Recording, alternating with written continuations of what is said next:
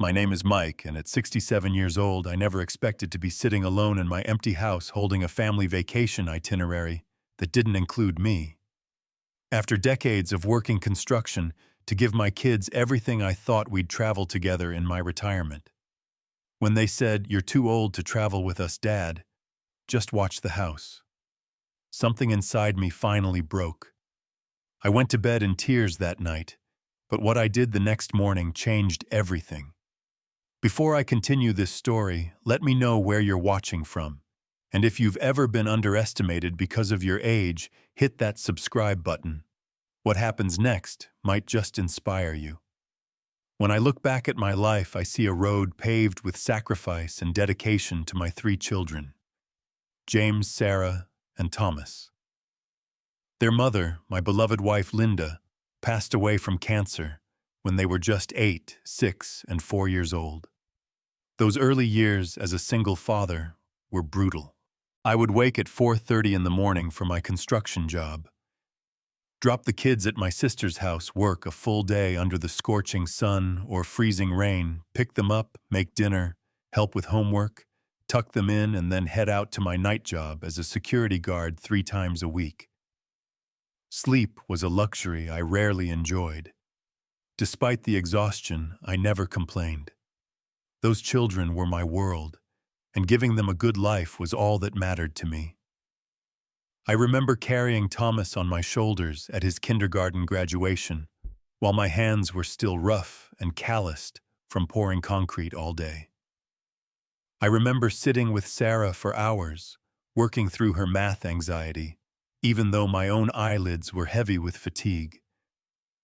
I remember teaching James to drive in our old pickup truck, my back aching from a 12-hour shift, but my heart full of pride. When college came around, I took on extra projects and weekend work. I sold my father's vintage car collection that I'd been saving for my own retirement dreams. I remortgaged our modest home. Whatever it took, my kids were going to get the education I never had.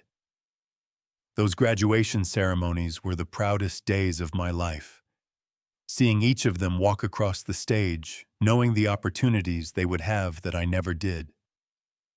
Throughout those challenging years, I kept one dream tucked away in my heart: a trip to Italy. My mother was Italian, and my grandmother used to tell me stories about our ancestral village in Tuscany, Castellina in Chianti, where our family had made wine for generations before my grandfather moved to America, seeking new opportunities.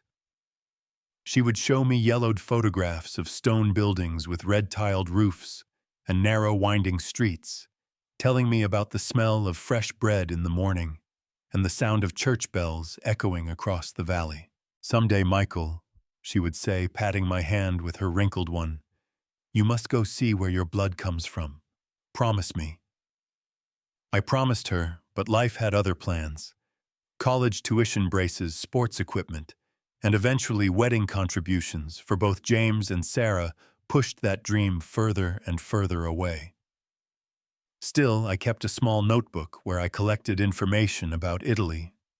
Pictures from magazines, phrases I learned from a language course at the community center, notes about places I wanted to see. I told myself that once the kids were settled, I would finally fulfill my promise to my grandmother. By the time I retired at 65, I felt like I could finally breathe. The mortgage was paid off, the kids were established in their careers. James as a software engineer, Sarah as a pharmacist, and Thomas as a marketing executive. They had their own homes, their own families. I had a modest pension and savings that could finally be spent on something other than someone else's future. I started mentioning Italy at family gatherings, showing them my little notebook that had grown quite thick over the decades. "We should go as a family," I suggested one Christmas. "A big family trip to reconnect with our roots." The response was lukewarm at best. James glanced at his watch. Sarah mentioned how difficult it would be with the children's school schedules, and Thomas said international travel was expensive. I understood their constraints, so I didn't push, but I kept bringing it up occasionally, hoping to plant a seed. As the months passed after my retirement, I noticed a gradual shift in how my children treated me. The daily phone calls I used to receive dwindled to weekly, then bi-weekly check-ins. When I offered advice about home repairs or financial decisions, things I had considerable experience with, they would smile politely and then consult Google instead. At family gatherings, conversations would flow around me rather than with me, as if my contributions were quaint but outdated. It stung, but I told myself this was normal. They were busy with their own lives. They had contemporary problems that my generation didn't face. I needed to give them space to be adults. So I focused on keeping myself busy, volunteering at the local veterans center, taking swimming classes at the community pool to maintain my fitness, and continuing to research my dream trip to Italy. Last month, during our Sunday family dinner at my house, a tradition I insisted on maintaining, I noticed an unusual excitement among my children. They kept exchanging glances and suppressing smiles. Finally, after I served the apple pie I had baked from scratch, James cleared his throat. "Dad, we have something to tell you," he said, his eyes bright with excitement. My heart leapt with hope. Were they finally taking my Italy suggestions seriously? Had they planned a surprise for me? "We've been talking, and we decided it's time for us to take that big family vacation we've never had," James continued. "We're going to rent a villa in Tuscany for 2 weeks this summer." My face broke into the biggest smile. After all these years, my dream was finally coming true, and I would share it with the people I loved most in the world. I immediately started talking about all the research I had done, the places we could visit, the phrases I had learned. "This is perfect timing," I said, emotion making my voice thick. "I've been saving for this my whole life. I can contribute to make sure we have the best accommodations, maybe even hire a local guide for certain days." That's when I noticed their expressions change. The siblings exchanged another look, but this one was different. Uncomfortable, almost pained. My words trailed off as I realized something was wrong. "About that, Dad," Sarah said, gently placing her hand on mine. "We were thinking this would be just us and our families. You know, the grandkids and spouses." I blinked, trying to process what she was saying. "Oh, I see. Well, I can keep up with the little ones. I swim 3 times a week, you know, and my doctor says I have the heart of a 50-year-old. Thomas shifted in his seat. "It's not just that, Dad. It's going to be a pretty active trip. Lots of walking on uneven streets, stairs in those old buildings, with no elevators, long days of sightseeing. At your age—" "My age," I repeated the words, feeling like a slap across my face. "I'm perfectly capable of—" "Dad." James interrupted, his tone firm, but with forced gentleness that somehow made it worse. "We love you, but you're just too old for this kind of trip. The heat, the pace, the unfamiliar environment, it would be too much for you. We need someone to watch the house anyway," Sarah added quickly, as if offering a consolation prize. "Water the plants, collect the mail. It would really help us to know you're here taking care of things." I sat there, my pie untouched, feeling as if the floor had suddenly dropped out from under me. Too old, I had built houses, raised 3 children alone, worked 60-hour weeks for decades, and now I was being told I couldn't handle a vacation, that my role was reduced to house sitter, while they lived my dream without me. But a lifetime of putting their needs before mine kicked in automatically. I forced a smile, ignoring the burning in my chest. "Of course," I said, my voice steadier than I felt. "I understand. It makes sense for someone to stay behind." The relief on their faces was immediate and obvious. They had been dreading this conversation and were glad it was over so painlessly. They quickly moved on to discussing details of their trip.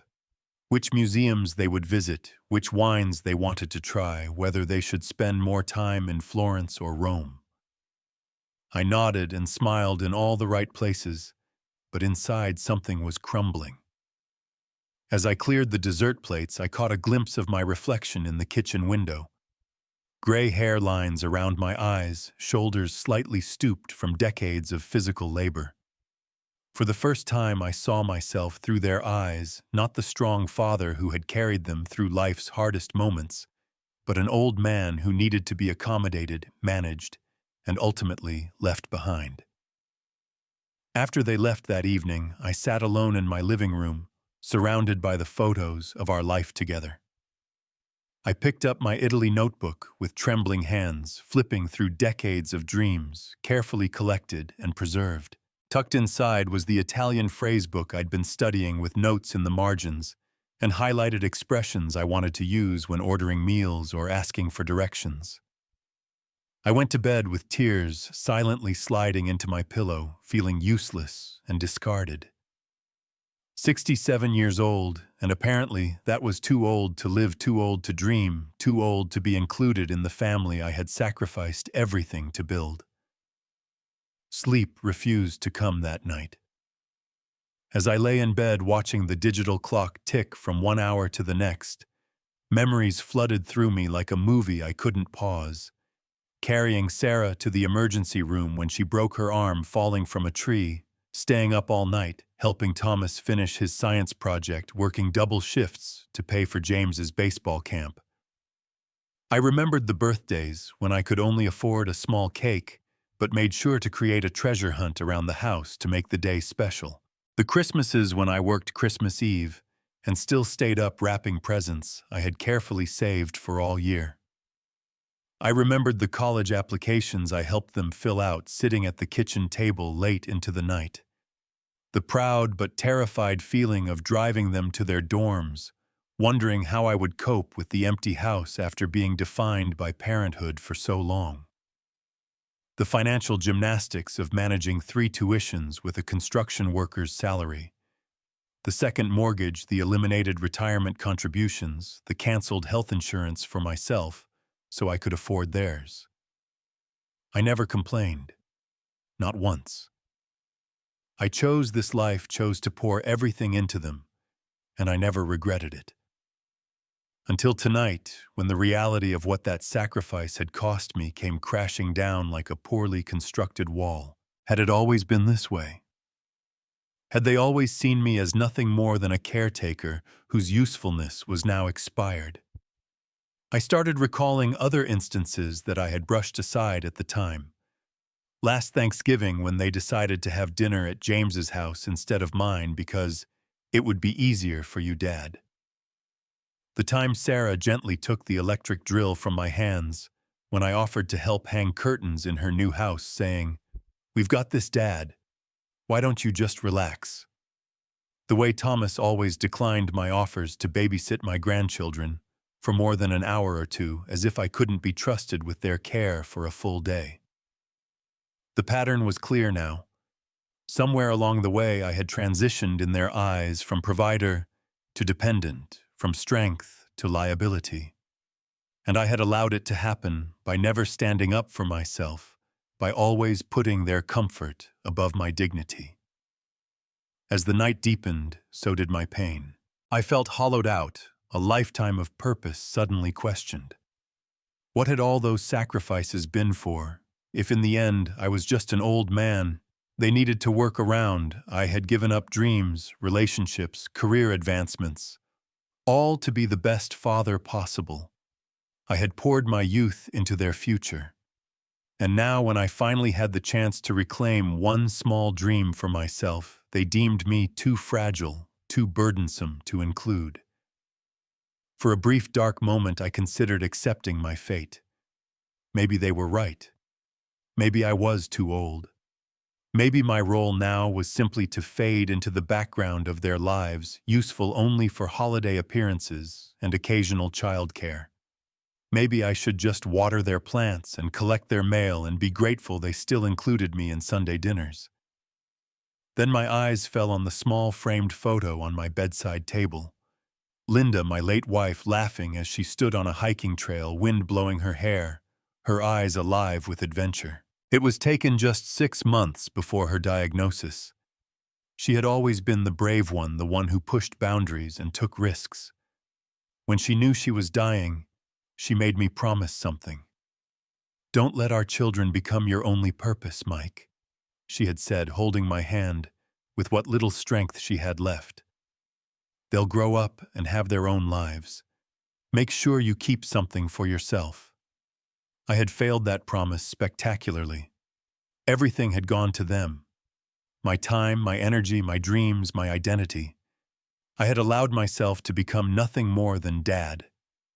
And now that they didn't need that version of me anymore, what was left, I got out of bed and went to my closet, pulling out a small wooden box from the top shelf. Inside was a folded yellowed paper, a bucket list Linda and I had written together in the early years of our marriage. Italy was at the top, of course, but there were other dreams too. Learn to sail, see the northern lights, take a cooking class. Simple dreams, but ones that had been indefinitely postponed. As I held that paper in the dim light of my bedroom, something shifted inside me. A spark of the man I used to be. The man who worked 14-hour days without complaint, who learned to cook and sew and braid hair because his children needed him to, who faced every challenge with quiet determination, flickered back to life. My children might see an old man when they looked at me, but that didn't mean I had to see myself that way. I was still strong, still capable, still full of the same determination that had carried me through the hardest years of my life. And most importantly, I still had dreams worth fighting for. As dawn broke through my window, a plan began to form in my mind. It wasn't about spite or revenge. I loved my children too much for that. It was about reclaiming my dignity, about honoring Linda's last wish for me, about proving to myself that 67 was not too old to live a full and adventurous life. I put the bucket list back in its box, but this time I didn't return it to the closet shelf. Instead, I placed it on my dresser, where I would see it first thing in the morning. Then I lay back down, and for the first time that night, I felt peace settle over me. I knew what I needed to do. The first light of dawn was streaming through my curtains when I finally drifted off to sleep, but my eyes snapped open just 2 hours later with a clarity and purpose I hadn't felt in years. I sat up in bed, my decision crystallized during those brief moments of sleep. I was going to Italy. Not with my children, but by myself. And not just to the touristy spots they would visit, but to truly experience the country of my ancestors, to fulfill the promise I made to my grandmother all those years ago. I moved with a newfound energy, pulling out my laptop and opening my banking website. There it was, my savings account, with just over $45,000. Money I had been setting aside little by little throughout my working years, originally intended for emergencies, or perhaps to leave as an inheritance. I had always been frugal with myself, denying small comforts and pleasures to ensure this safety net existed. But what was I saving it for, if not for this moment, when I needed to reclaim my life? "This is an emergency," I said aloud to my empty bedroom. "An emergency of the spirit." I began researching travel options, but quickly realized that planning a solo international trip was more complicated than I had anticipated. That's when I discovered something perfect. A travel company specializing in small group tours for seniors. Their Authentic Italy package was a 21-day immersive experience specifically designed for active travelers over 60. The itinerary included all the major cities, but also ventured into smaller towns and villages, with a focus on authentic cultural experiences rather than just checking landmarks off a list. And there it was, right in the middle of the itinerary. 2 full days in the Chianti region, including a stop in Castellina in Chianti, my grandmother's village. I felt a shiver run down my spine. This wasn't just coincidence. This was meant to be. The tour was limited to 12 participants with accommodations in locally owned hotels and agriturismos rather than international chains. There would be cooking classes, wine tastings, meetings with local artisans, and plenty of free time to explore independently. The physical activity level was listed as moderate. Daily walking of 3 to 5 miles on various terrains, some stairs and hills, but with regular breaks and no extreme exertion. The price was substantial, nearly $12,000 including airfare. But as I stared at that number, I realized something important. I had earned this. After decades of putting everyone else first, this one extravagance was not just justified, it was necessary. I clicked book now before I could second-guess myself. The next hours were a flurry of activity. I made an appointment with my doctor for that afternoon. I would need his clearance for travel insurance. I researched international cell phone plans and power adapters. I dug out my passport, relieved to find it wouldn't expire for another 3 years. At noon, I called my neighbor Frank, a retired high school principal, who had become a good friend over the years of sharing lawn care tips and weekend barbecues. "Frank," I said, when he answered, "how would you feel about house-sitting for me for about a month? I'll pay you, of course." "House-sitting? Where are you going?" he asked, surprise evident in his voice.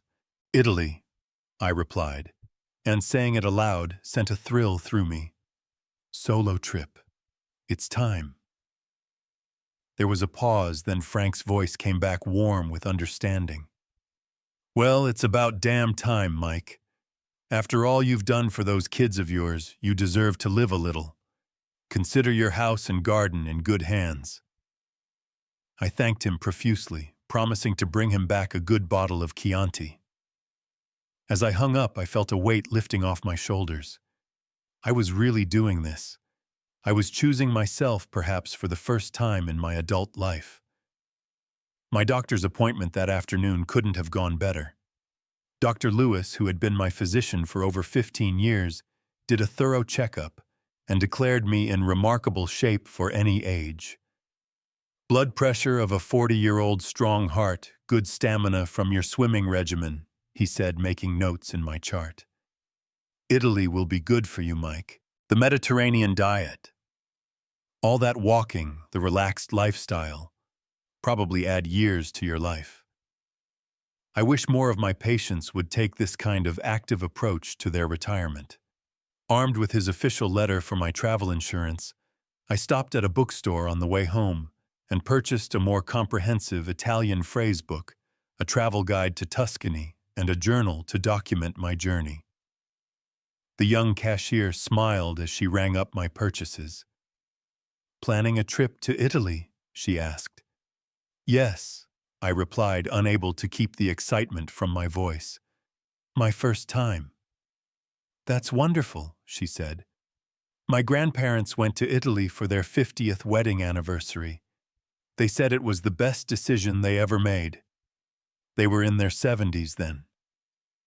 Her words felt like confirmation that I was on the right path.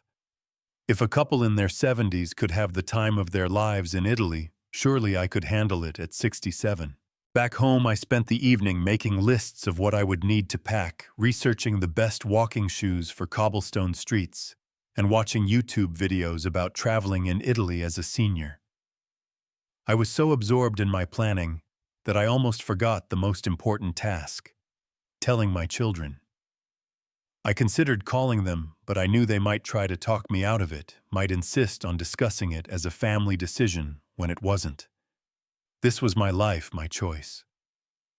Instead, I sat down at my desk and wrote them a letter. Not an email or a text, but an actual handwritten letter on the nice stationery that Sarah had given me for Christmas 2 years ago. A letter they could hold in their hands and hopefully understand the weight of my words. "My dear children," I began, then paused, considering my next words carefully. This wasn't about guilt or punishment. It was about honesty and boundaries. I continued writing, pouring my heart onto the page. By the time you read this, I will be on my way to Italy. Yes, the same Italy you decided I was too old to visit with you. While your words hurt deeply, they also woke me up to a truth I've been avoiding. I have spent so long being your father that I forgot to be Mike, a man with dreams, capabilities, and a life still very much worth living fully. I am not writing to make you feel guilty, though I won't pretend your exclusion didn't break my heart. I'm writing to let you know that I am reclaiming the parts of myself that got lost in the beautiful but all-consuming job of raising you alone. I've booked a 3-week tour specifically designed for active seniors. We will be visiting Rome, Florence, Venice, and yes, Castellina in Chianti, the village where your great-grandmother was born. I'll be staying in small hotels, taking cooking classes, visiting vineyards, and walking several miles each day. All things you assumed I couldn't handle. Frank will be watching the house, watering the plants, and collecting the mail, so you don't need to worry about those things. I've had a complete medical checkup, and Dr. Lewis has declared me more than fit for this adventure. I've enclosed some photos you may not have seen before. Me at 30 backpacking through Yellowstone. At 40 whitewater rafting on my rare weekend off. At 50 completing a half marathon to raise money for cancer research after your mother died. I was adventurous and capable then, and though I may have a few more gray hairs now, I am still that same person. I love you all more than words can express, and I am deeply proud of the adults you've become. But I need you to see me as I truly am, not just as your aging father, but as a whole person with life still to live and dreams still to chase. When I return, I hope we can start a new chapter in our relationship. One based on mutual respect rather than your perceived need to protect or manage me. And who knows, maybe next time we can travel together. As equals. With love, Dad. I sealed the letter in an envelope along with the photos I had mentioned. Younger versions of myself engaged in activities my children probably never imagined I had done. I would leave it propped against the fruit bowl on the kitchen counter, where they would surely find it when they came to check on me and discovered I was gone. With that final task complete, I went to bed with a lightness in my heart I hadn't felt in years. Tomorrow would begin the greatest adventure of my life. Not just a trip to Italy, but a journey back to myself. The morning of my departure arrived with a perfect blue sky, as if nature itself was approving my decision. I woke before my alarm, excitement making sleep impossible. My suitcase, a new lightweight model with smooth rolling wheels I had purchased specifically for this trip, stood packed and ready by my bedroom door. I had been meticulous in my preparations, following the suggested packing list from the tour company, while adding a few personal touches. My grandmother's rosary, a small photo of Linda, and the notebook where I had collected Italy dreams for decades. I took a final walk through my house, the home where I had raised my children, where every corner held memories of bedtime stories, homework sessions, and Sunday dinners. It was a modest house by today's standards, but I had maintained it carefully over the years, taking pride in the garden I had landscaped myself and the kitchen I had renovated with my own hands. My children thought I couldn't leave this place, that at my age the familiar was all I could handle. They were wrong. Frank arrived at 6:30 earlier than necessary, carrying a thermos of coffee and a bag of fresh bagels. "Thought we might have breakfast before you head out," he said, his eyes twinkling with excitement for me. Not every day my best friend runs off to Italy on a grand adventure. We sat at my kitchen table drinking coffee and going through the list of house instructions one last time. When to water which plants, where the circuit breaker was located, who to call if the water heater acted up again. Simple, practical matters that masked the enormity of what I was doing. "You know," Frank said, buttering his bagel, "I admire you for this, Mike. Most people talk about what they'll do someday, but that someday never comes. You're actually doing it. I should have done it years ago, I admitted, before I started letting my kids define who I am and what I'm capable of. Frank nodded thoughtfully. It's easy to fall into that trap. My daughter still treats me like I'm going to break a hip if I climb a stepladder. Drives me nuts. He took a sip of his coffee. This trip of yours, it's making me think about that jazz festival in New Orleans I've always wanted to attend. I smiled, realizing that my small act of rebellion might inspire others. You should go. Life's too short to just sit around waiting for permission to live it. As we were finishing breakfast, the taxi pulled into my driveway, the first step of my journey to the airport. Frank helped me with my luggage, then surprised me with a firm hug.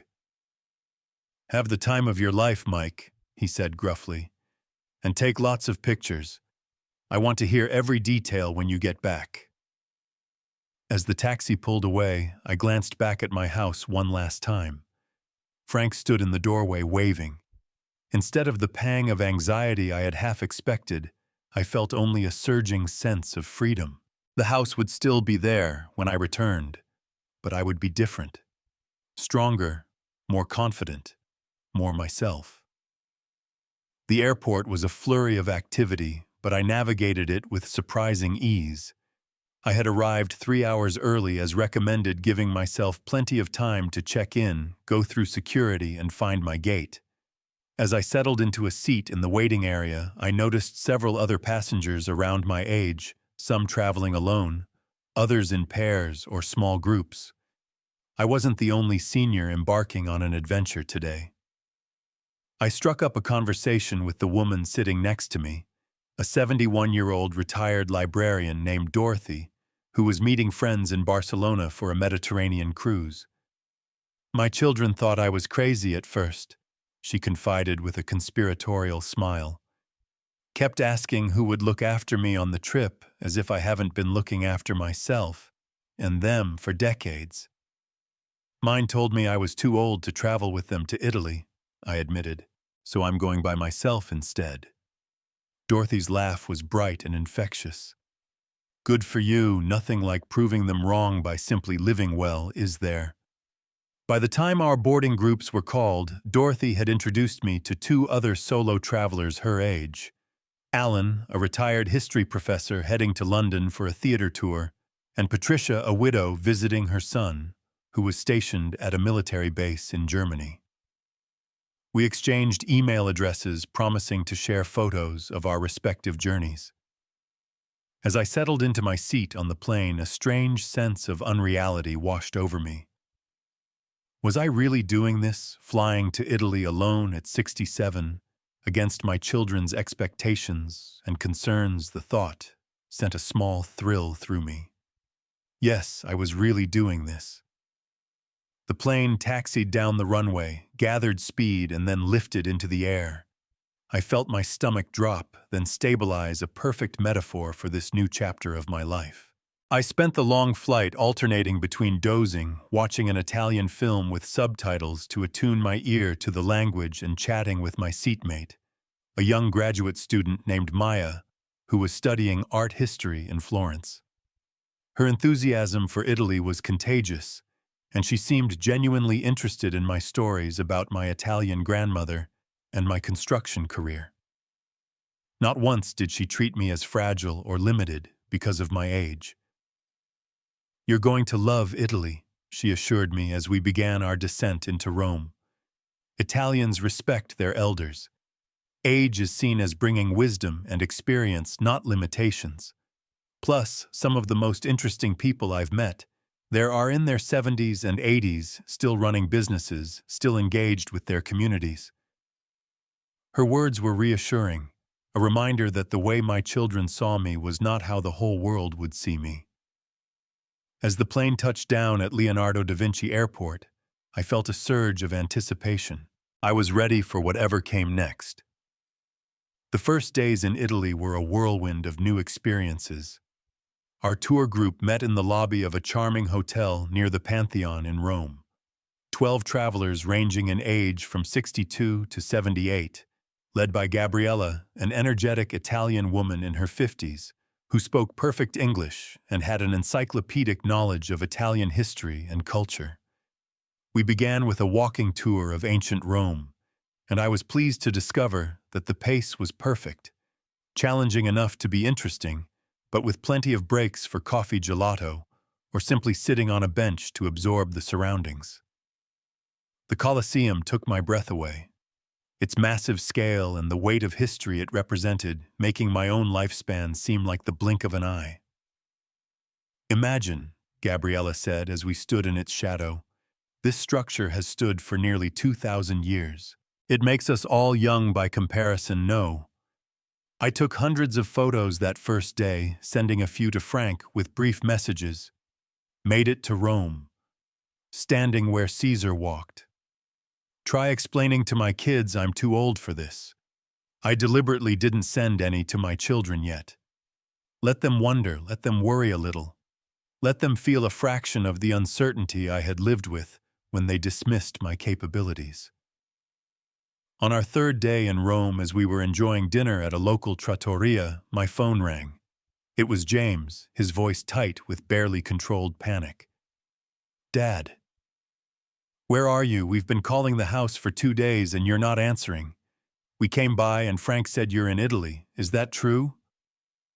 I took a sip of my Chianti before answering, savoring both the rich flavor of the wine and the moment of revelation. "Yes, James, I'm in Italy. Rome specifically. We visited the Vatican museums today. The Sistine Chapel is even more magnificent than I imagined." There was a long silence. Then James's voice came back a mixture of confusion and concern. "But how? Why didn't you tell us? Are you there alone, Dad? This is reckless. You should have discussed this with us first." "Reckless," I repeated, keeping my voice level, despite the flash of anger his words provoked. "Is it reckless when you travel? Was it reckless when you all planned a trip to Italy without me because I'm too old? I left you a letter explaining everything. I'm on a tour specifically designed for active seniors. I'm having the time of my life and I'm perfectly capable of managing this adventure." "But your health—" "My doctor gave me a clean bill of health," I interrupted. "In fact, he said this trip would be good for me. I've been walking 5 miles a day, climbing stairs, staying up late, enjoying the nightlife. Turns out, I'm not the fragile old man you seem to think I am." I could hear him conferring with someone in the background, Sarah or Thomas, I assumed, their muffled voices urgent and concerned. "Dad." James finally said, his tone softer now. "We were just worried about you. You've never done anything like this before." "I've done plenty of things you don't know about, son. I had a whole life before you were born, and I've continued to have one even as you've grown up. I'm sorry if that surprises you." Another pause, longer this time. "When are you coming back?" "In about 3 weeks. I'll send you the exact date when I'm ready. In the meantime, Frank is taking excellent care of the house, and I'm taking excellent care of myself. I need to go now. My tortellini is getting cold, and my new friends are waiting." I ended the call before he could respond, turning my phone to silent and slipping it back into my pocket. Across the table, Sophia, a fellow tour member, a widow from Chicago with a quick wit and an adventurous spirit, raised an eyebrow. "Children?" she asked knowingly. "Children," I confirmed with a rueful smile. Apparently, they're shocked to discover their old dad can function without their supervision. Sophia laughed a warm, throaty sound that made her blue eyes crinkle at the corners. "My daughter was the same when I took my first solo trip after my husband died. Called the hotel every day to make sure I was still alive. By my third trip, she was asking me to bring back wine and cheese instead." "How many solo trips have you taken?" I asked, genuinely curious. "This is my 7th, she replied, a hint of pride in her voice. I spent my whole life putting everyone else first. My husband, my kids, my parents, when they were aging. When Richard died 5 years ago, I decided it was finally my turn. Best decision I ever made. As our group continued talking and laughing over dinner, I felt a kinship with these fellow travelers that I hadn't expected. We were all at similar stages of life, all choosing to embrace adventure rather than resignation.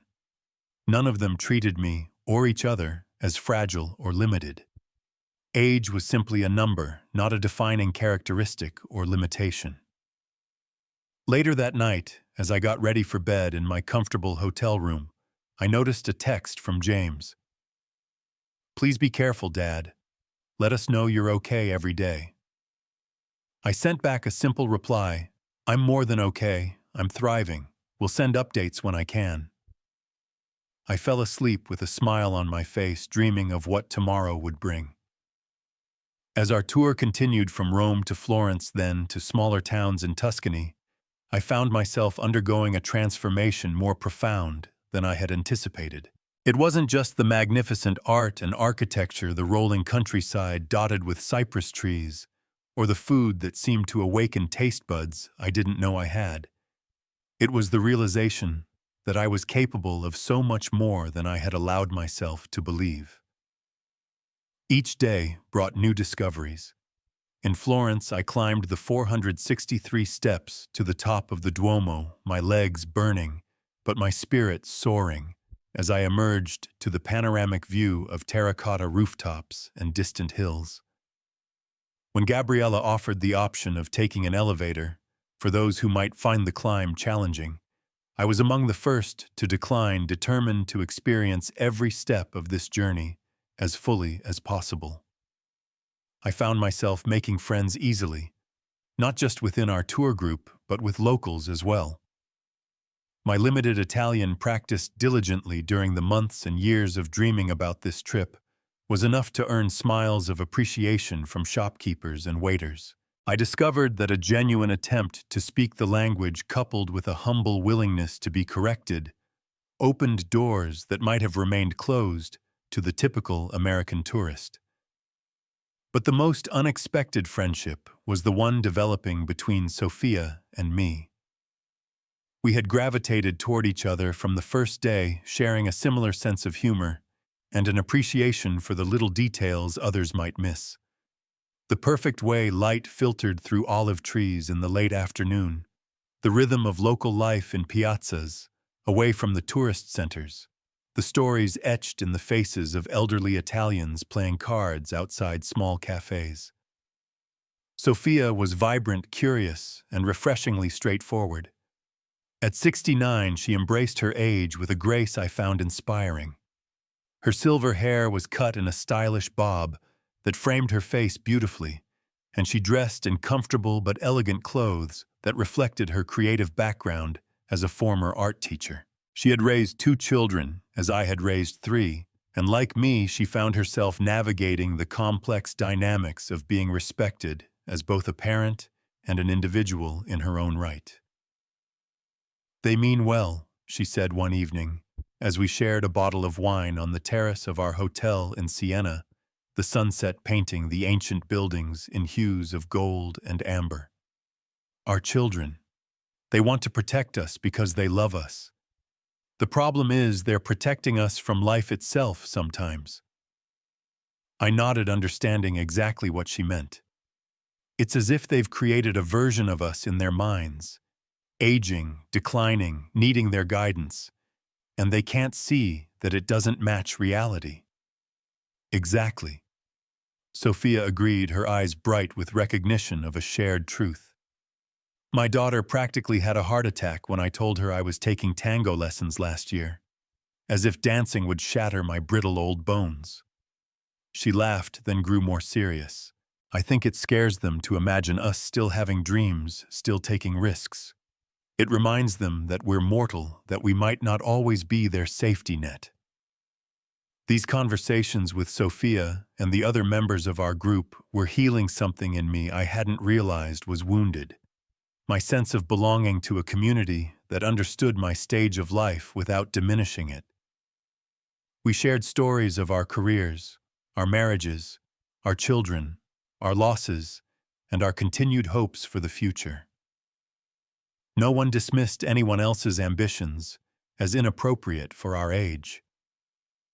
Meanwhile, I kept my promise to send daily updates to my children. At first, my messages were brief and factual. Visited the Uffizi today. Botticelli's Birth of Venus is even more beautiful in person. But gradually, I began sharing more of my experiences and reflections, letting them see the depth of my engagement with this journey. I sent them photos of myself enjoying a cooking class in a Tuscan farmhouse flower, dusting my hands as I learned to make pasta from scratch. I shared stories of conversations with local artisans whose families had practiced the same crafts for generations. I described the taste of wine from vineyards whose soil had nurtured grapes for centuries. Their responses evolved too. The initial concern and barely concealed disapproval gave way to surprise, then genuine interest, and finally something that felt like respect. When I mentioned climbing to the top of the Duomo, Sarah replied, "Wow, Dad, I'm impressed." Thomas and I took the elevator when we visited 3 years ago. It was a small acknowledgement, but it meant the world to me. Then came the day I had been anticipating most, our visit to Castellina in Chianti, my grandmother's village. As our small tour bus wound through the rolling hills of the Chianti region, each curve in the road revealing views more breathtaking than the last. I felt a strange sense of familiarity, as if my DNA recognized this landscape, even though my eyes were seeing it for the first time. Castellina itself was everything my grandmother had described, and more.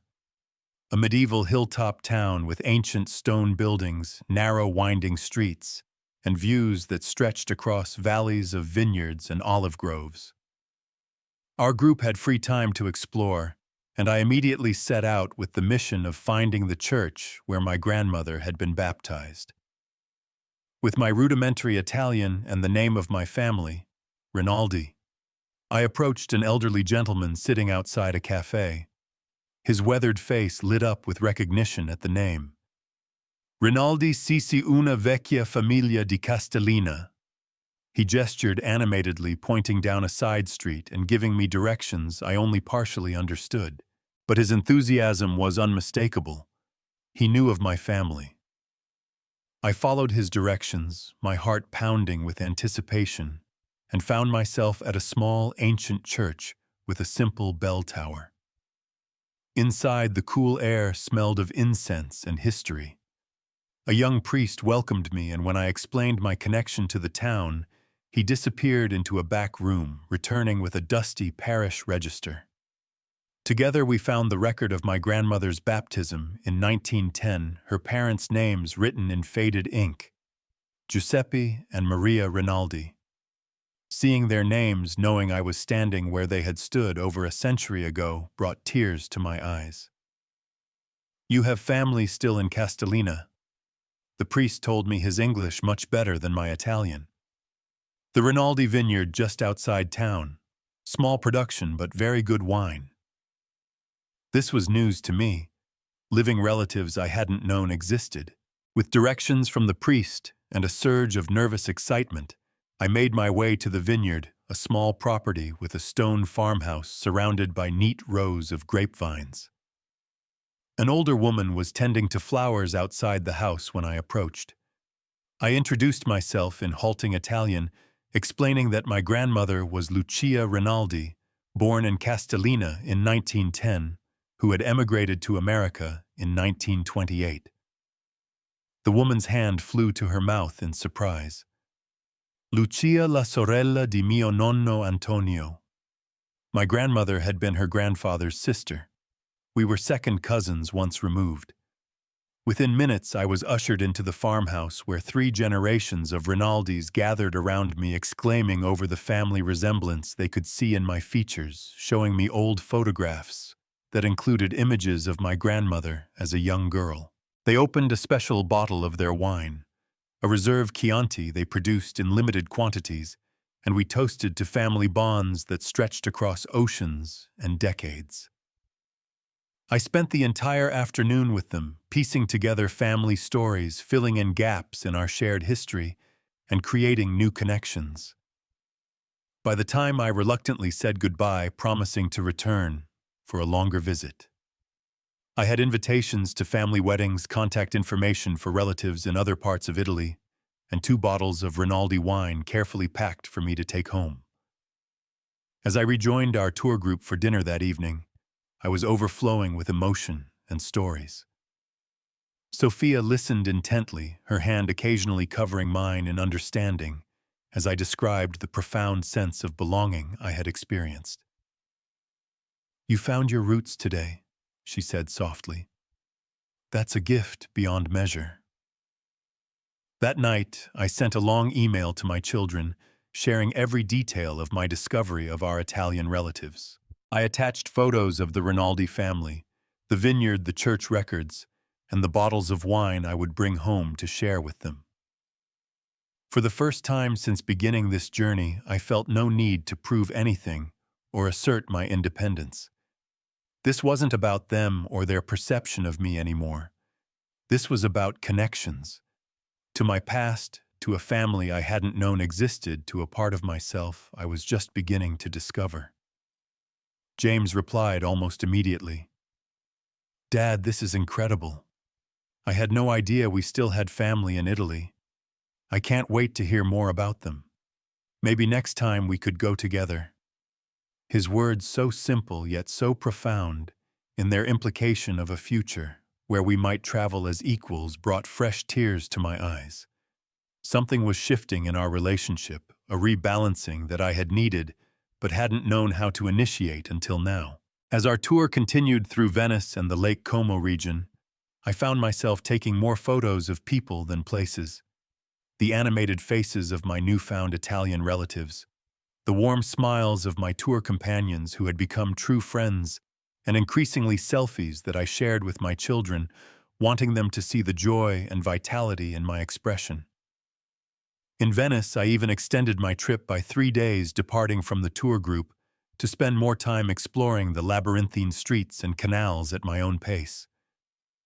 Sophia decided to stay as well, and we navigated the city together, getting gloriously lost, discovering tiny restaurants where tourists rarely ventured, and talking for hours over glasses of Prosecco as gondolas glided by.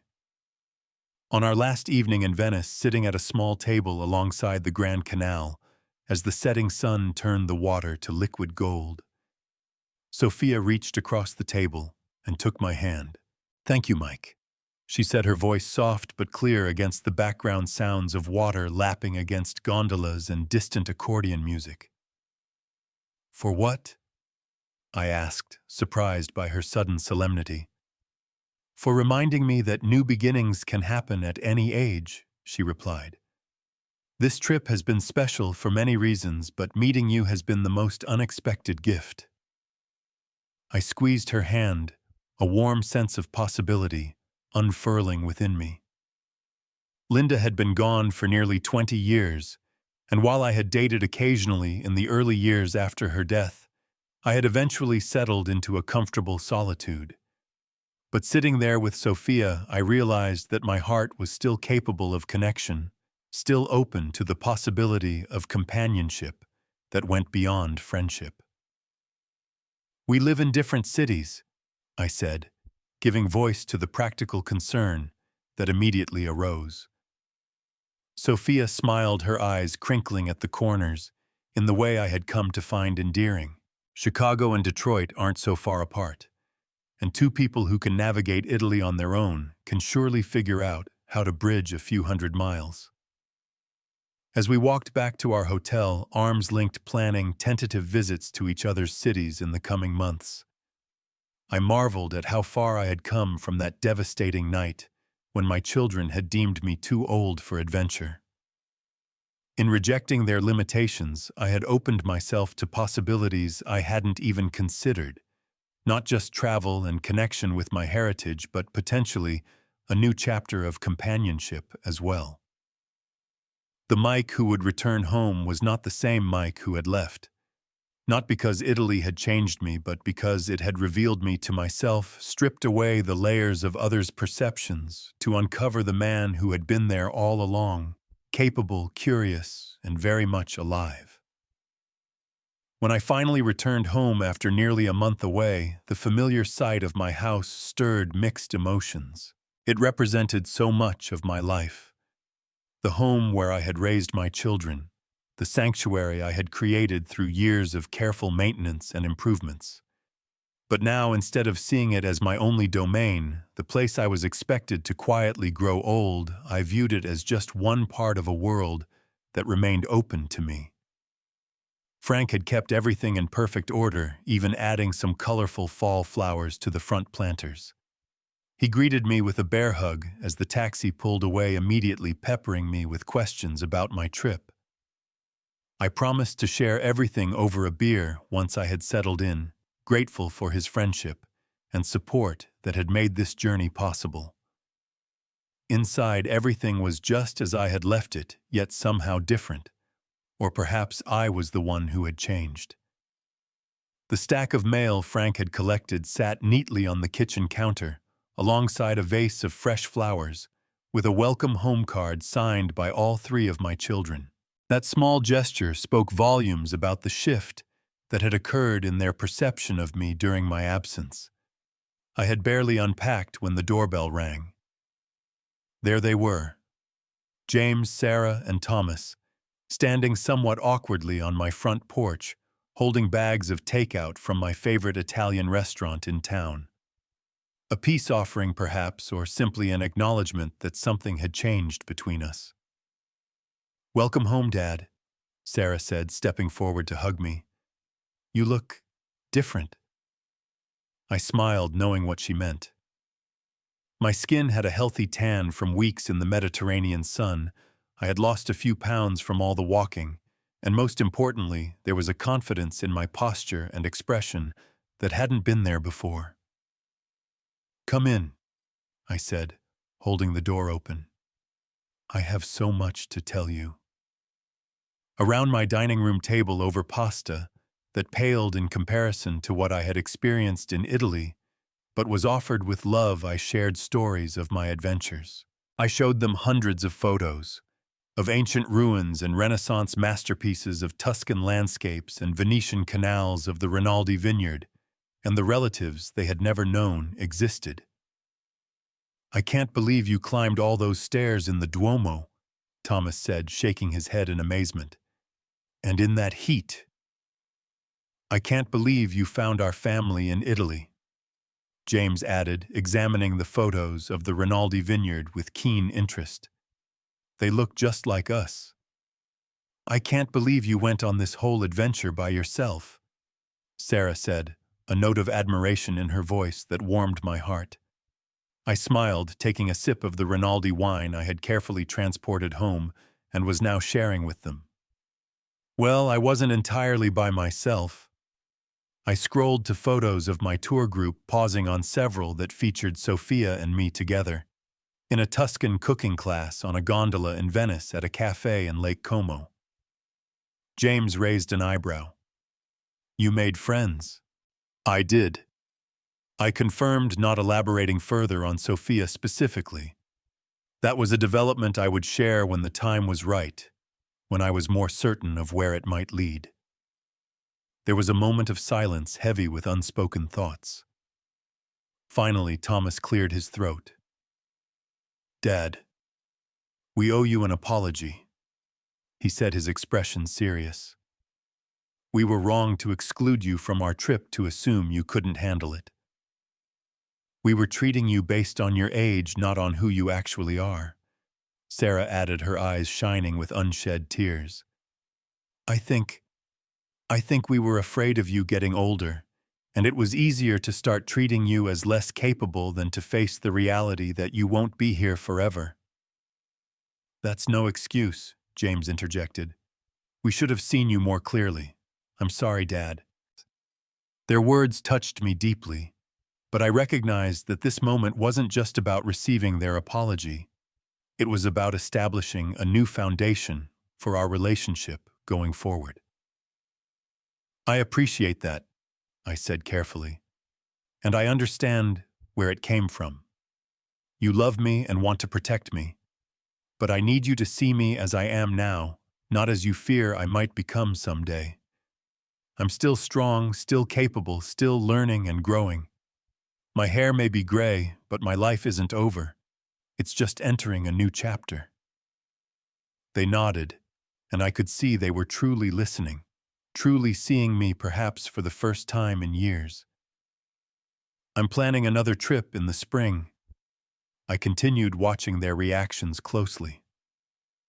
Sophia, the woman in those photos, lives in Chicago, and we're thinking of meeting in New Orleans for the jazz festival. To my relief, there were no immediate protests or concerned glances, just genuine interest. She seems nice, Sarah ventured with a small smile. You looked happy in those photos with her. I was, I acknowledged. She understands what it's like to be at this stage of life, to have raised children we're proud of, to have loved and lost, and to still have dreams we want to pursue. The conversation flowed more easily after that, moving from my travels to their lives, their work, their children. But something fundamental had shifted in how they engaged with me. They asked for my advice about matters where they would previously have assumed I had nothing to contribute. They shared their own challenges more openly, treating me as a source of wisdom, rather than someone to be protected from life's complexities. As they were preparing to leave, James hesitated at the door. Dad, we're planning Thanksgiving at my house this year. We'd love it if you'd come.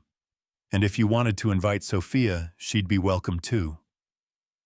The invitation, so simple yet so profound in its implication of acceptance, meant everything to me. Thank you, son. I'll think about it. After they left, I sat alone in my living room, reflecting on the journey that had brought me to this moment. I pulled out my phone and called Sophia, eager to share the developments with the person who had unexpectedly become so important to me during our time in Italy. They apologized. I told her, still somewhat amazed by the turn of events. And they invited you to Thanksgiving. Sophia's warm laugh came through the phone. That was quick. Are you ready for that step? I'm not sure, I admitted. But I'm open to possibilities in a way I haven't been for years. That's what matters, she said softly, being open to life, whatever form it takes. As we talked into the evening, planning our New Orleans trip and discussing when she might visit Detroit or I might visit Chicago, I felt a profound sense of gratitude wash over me. My children's hurtful words, "You're too old to travel with us, Dad," had been the catalyst for a transformation I might never have undertaken otherwise. In the weeks that followed, I established new patterns in my daily life that reflected my changed perspective. I joined a senior hiking group that explored local parks and nature reserves.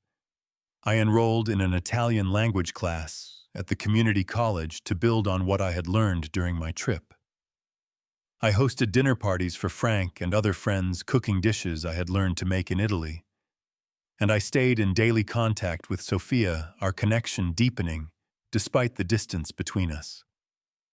We sent each other books we loved, shared articles that made us think, and fell into the habit of a nightly phone call where we discussed everything from world events to our grandchildren's latest achievements. When my children visited now, they engaged with me differently, asking about my hiking adventures, listening to my stories from Italian class, treating me as someone with an active, interesting life, rather than a dependent who needed their management.